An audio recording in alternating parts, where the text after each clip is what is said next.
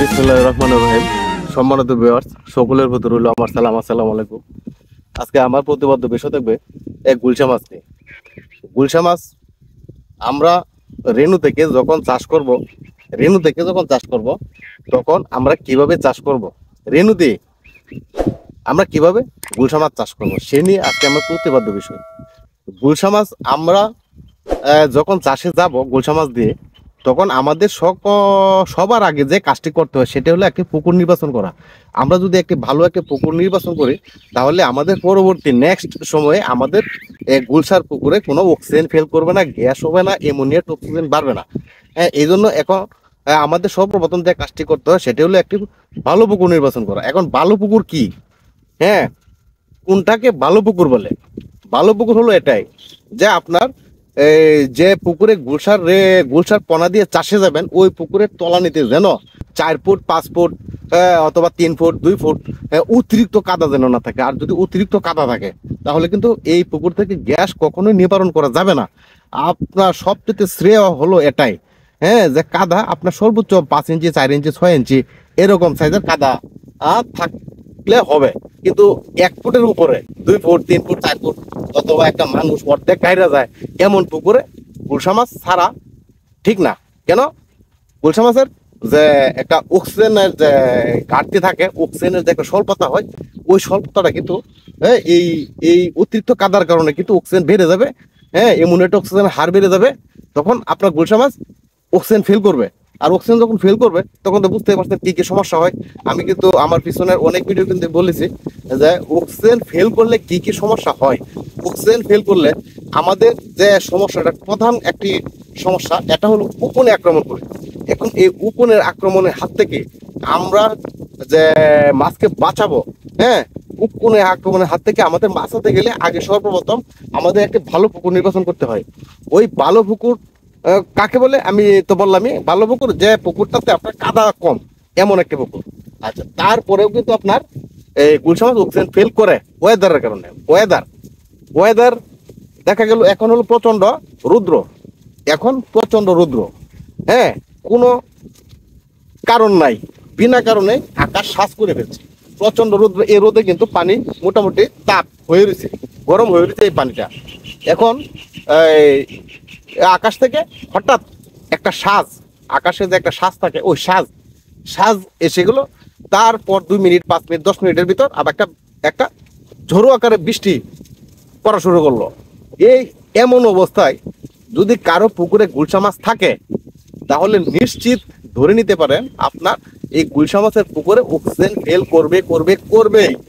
কারণ পানি যখন গরম হয়ে যাবে আর রৌদ্র যখন থাকবে আর তখনই যখন একটা বৃষ্টি আসবে, ওই বৃষ্টির পরে আপনার গুলশা মাছ অক্সিজেন ফেল করবে, ছোট হোক অথবা চাষের বড় মাছ হোক। হ্যাঁ, বড় মাছ কি গুলশা বড়, 60 কেজি 30 কেজি 40 কেজি 50 কেজি অথবা 4000 কেজি। হ্যাঁ, আবার 4000 কেজির মাছ কিন্তু পাই অনেক মাছই, যেগুলো পিন মাছ থাকবে, পিন মাছ 4000 কেজি 5000 কেজি 3000 2000 কেজি যেগুলো পিন মাছ থাকবে, সেই সকল পিন মাছ কিন্তু নিচে মরে তলে থাকবে, ভাসবে না। যদি বড় সাইজ ওই মাছটি একটু ভাসবে, আর ছোট মাছগুলো পিন মাছ ভাসবেই না। যখন একটা অক্সিজেন ফেল করবে তখন ভাসবে না।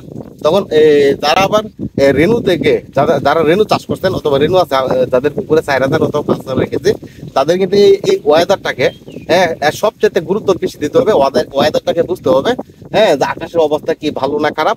যদি মনে করেন যে রৌদ্র থেকে বৃষ্টি এসে গেছে, হ্যাঁ, প্রথম ছিল রৌদ্র, এখন বৃষ্টি এসে গেছে, পানি গরম ছিল, উত্তাপ ছিল, এখন বৃষ্টি এসে গেছে, তখন আপনার বুঝতে হবে আমার পুকুরে অক্সিজেন ফেল করবে।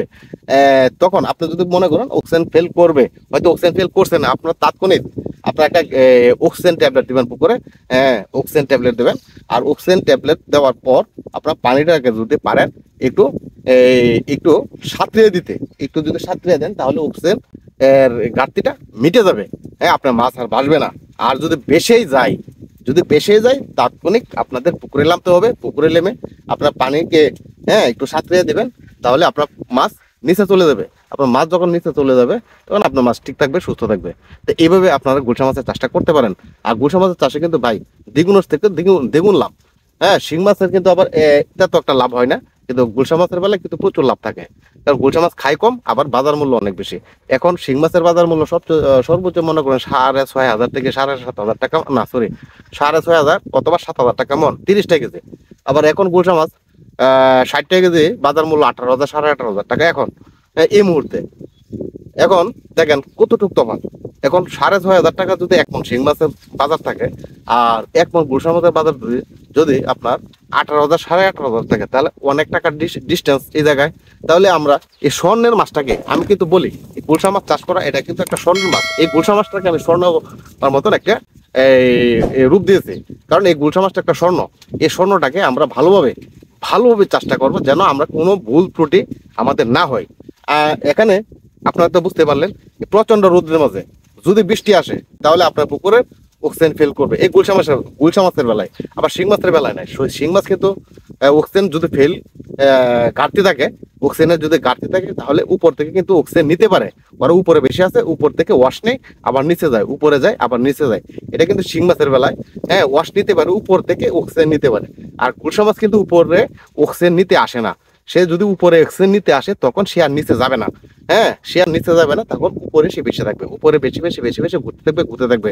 এখানে সে দুর্বল হবে, আর এখান থেকে যখন দুর্বল হয়ে যাবে, আর দুর্বল হইলেই সে যেহেতু ধীরে ধীরে স্লো গতিতে চলবে, তখন আপনার পুকুরের যে উকুন অথবা পোকা থাকবে, এই সকল উকুনে আপনার গুলশা মাছকে ধরে ফেলবে।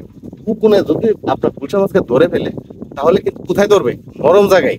গুলশা মাছের সবচেয়ে যে নরম জায়গাটা আছে, ওই নরম জায়গায় ধরবে। এখন নরম জায়গা কোন কোন স্থানে সর্বপ্রথম আক্রমণ করবে, সেটা হলো আপনার লেজে ধরবে, লেজে, তারপর নাভিতে, তারপর দুইটি কাঁটা থাকে। এই দুইটি কাঁটার মাঝখানে দুইটি কাঁটা, সাইড দিয়ে যে দুইটি কাঁটা থাকে, এই সাইড দিয়ে দুইটি নরম জায়গা আছে, কাঁটার নিচ দিয়ে এই নরম জায়গাতে ধরবে। সর্বপ্রথম এখানে একটা ফুটা করবে, এই ফুটার পর এখানে একটা লাল হবে। এই যখন লাল হয়ে যাবে, তখন দেখবেন আপনার পুকুরে মাছ একটা দুইটা ভেসে গেছে। আর যখন বাসলো, আর ওই মাছটা যদি আপনারা ধরে এনে দেখেন, ট্রাই করবেন, দেখবেন আপনার কোনো না কোনো স্থানে, এই যে আমি যে সকল জায়গার কথা বললাম, হয়তো বা লেজে, অথবা আপনার নাভিতে, অথবা কাটার চিপাই লাল থাকবে। তাহলে আপনার বুঝতে হবে আপনার পুকুরে উকুনে আক্রমণ করে ফেলেছে। এখন আপনার যে কাজটি করণীয়, মানে বড় মাছের বেলায়, যে মাছটি করো, যেমন 80 টাকা কেজি, অথবা 120 টাকা কেজি, 150 কেজি, এই সকল মাছের বেলায়, অথবা 200 কেজি, এই সকল মাছের বেলায় যদি দেখেন একটা থেকে দুইটা মাছ সর্বপ্রথম আপনার চোখে পড়লো, একটা থেকে দুইটা মাছ, তখনই আপনারা একটা উপন্যাসকের ডোজ দিয়ে দেবেন। একটা উপন্যাসকের ডোজ, মানে সর্বপ্রথম উপন্যাসকের ডোজটা দিবেন। উপন্যাসকের ডোজটা দিয়ে আপনাদের কাজ থাকবে আপনার পুকুরের গ্যাস নিবারণ করতে হবে, কারণ আপনার পুকুরে গ্যাস বেশি হয়ে যাওয়ার কারণে কিন্তু মাছটা বেশি ছিল, এই মাছটা অক্সিজেন ফেল করেছিল। এখন আপনাদের উপন্যাসকের ডোজটা দেওয়ার পর আপনার গ্যাসের ডোজটা করে নেবেন। গ্যাসের ডোজটা যখন করে নেবেন, তাহলে আপনার পুকুরটা শান্ত হয়ে যাবে, ঠিক হয়ে যাবে। আর যে সকল মাছকে উকুনে আক্রমণ করে ফেলেছে, অথবা উকুনে ধরে ফেলেছে, সেই সকল মাছ কিন্তু হয়তো বাঁচবে না, মরে যাবে। সেই সকল মাছকে আপনার টিকাইতেও পারবেন না, মরে যাবে। কিন্তু এটির আশা আর করা যাবে না।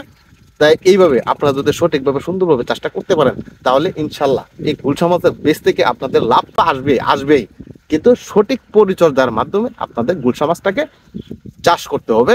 গুলশা মাছের চাষে কিন্তু একটা গাইডলাইন আছে, নিয়ম কানুন আছে, আপনারা সেই সকল নিয়ম কানুন মেনে চলবেন।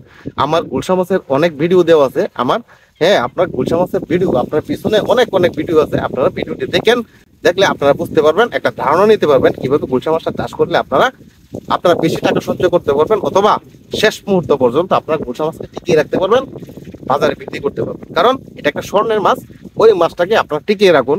এই মাছটাকে টিকিয়ে রাখলে বাজারজাত করতে পারবেন। তাহলে আজকে আমি আপনাদের কাছ থেকে বিদায় নেব। আমার এই ভিডিওতে যদি ভিডিওটি ভালো লেগে থাকে, তাহলে আমার এই চ্যানেলটিতে একটা সাবস্ক্রাইব করবেন, একটা লাইক দিবেন, আর কোনো কিছু জানতে আমার কমেন্ট বক্সে কমেন্ট করবেন, আমি কমেন্টের উত্তর দেবো ইনশাল্লাহ। তাহলে খুদা হাফেজ, আল্লাহ হাফেজ, এখান থেকে বিদায় নিলাম।